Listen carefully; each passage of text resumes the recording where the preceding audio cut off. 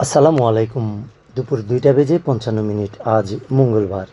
বাংলাদেশ বেতার, কক্সবাজার। স্থানীয় খবরে স্বাগত জানাচ্ছি আমি নীলোৎপল বড়ুয়া। সাম্প্রতিক বন্যা ও বৈরী আবহাওয়ার মাঝেও কক্সবাজারে এক মাসে ৭০৮ টন সামুদ্রিক মাছ আহরণ করা হয়েছে, যা গত বছরের মাছ আহরণের রেকর্ড ভেঙেছে। তবে এখনও চাহিদা মতো ধরা পড়ছে না ইলিশ, যার কারণে বাজারে ইলিশের দাম উচ্চমুখী। বিশেষজ্ঞরা বলছেন, বছরের নির্দিষ্ট সময়ে মৎস্য শিকার বন্ধ থাকায় সমুদ্রে মাছ শিকারের অনুকূল পরিবেশ তৈরি হয়। ফলে জেলেদের জালে ঝাঁকে ঝাঁকে বিভিন্ন প্রজাতির মাছ ধরা পড়ছে। জেলা মৎস্য অবতরণ কেন্দ্রের তথ্য মতে ২০২৩ সালে মাছ ধরার উপর ৬৫ দিন নিষেধাজ্ঞা শেষে আগস্টে মাছ আহরণ হয় ৬৫৯ টন। আর একই সময়ে এবার আহরণ হয়েছে ৭০৮ টনের চেয়ে বেশি, যা গত বছরের তুলনায় প্রায় ৫০ টন বেশি।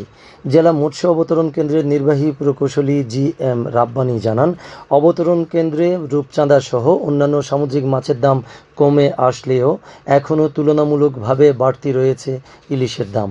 এ বিষয়ে বাজার মনিটরিং চলমান রয়েছে।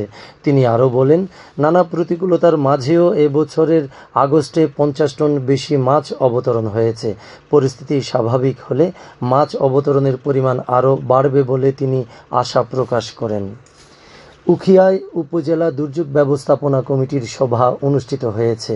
দাতা সংস্থা ইউএনডিপি এর সহযোগিতায় বেসরকারি উন্নয়ন সংস্থা গণ উন্নয়ন কেন্দ্রের আয়োজনে আজ উপজেলা পরিষদ হলরুমে এই সভা অনুষ্ঠিত হয়।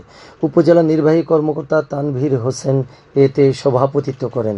উপজেলা কৃষি কর্মকর্তা, উপজেলা প্রাণী সম্পদ কর্মকর্তা, উপজেলা মৎস্য কর্মকর্তা, উপজেলা প্রকল্প বাস্তবায়ন কর্মকর্তা এই সময় বক্তব্য রাখেন।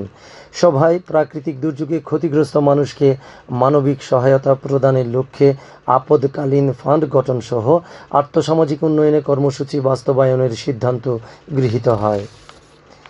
টেকনাফ উপজেলা মৎস্য অধিদপ্তরের উদ্যোগে মৎস্যজীবী পরিবারের অংশগ্রহণে নারী সম্মেলন অনুষ্ঠিত হয়েছে। জীববৈচিত্র্য রক্ষায় নারীরা জাগছে জীবন ও জীবিকায়, এ প্রতিপাদ্যে আজ উপজেলা পরিষদ পাবলিক হল মিলনায়তনে এই সম্মেলন অনুষ্ঠিত হয়।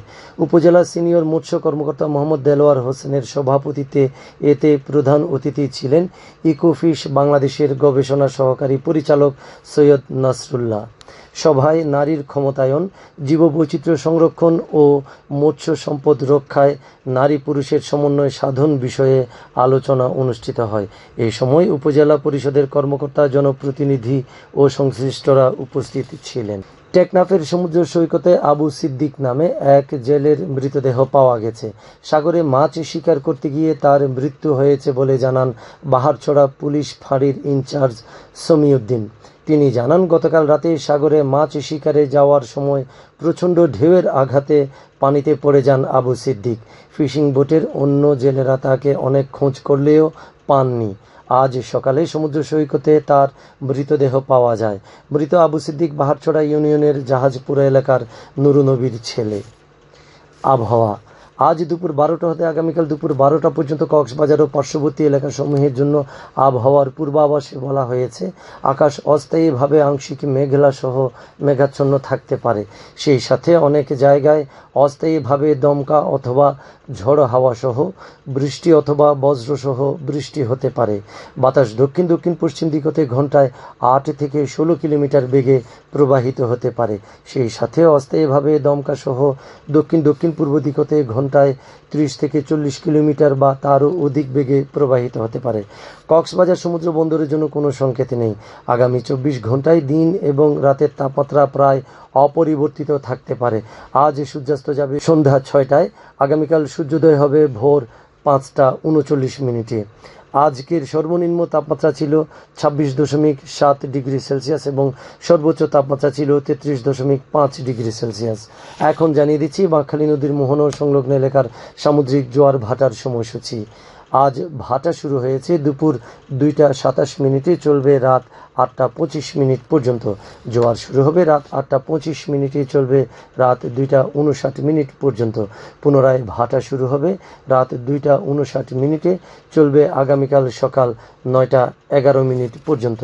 খবর শেষ হলো। আমাদের পরবর্তী খবর প্রচারিত হবে আগামীকাল সকাল 9টা বেজে 25 মিনিটে।